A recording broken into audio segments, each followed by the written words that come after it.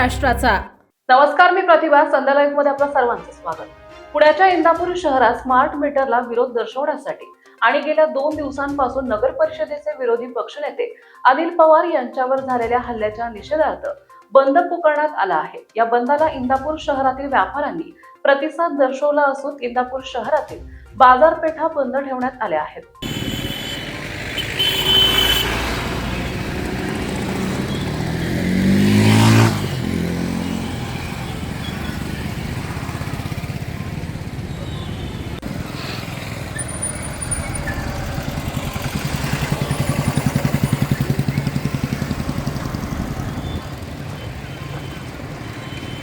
संध्या live साठी प्रतिनिधी कृष्णमूर्ती जगताप, बारामती। ताज्या आणि महत्त्वपूर्ण बातम्या पाहण्यासाठी आजच आमच्या संध्या लाईव्ह न्यूज चॅनलला YouTube वर सबस्क्राईब करा आणि बेल आयकॉन प्रेस करा।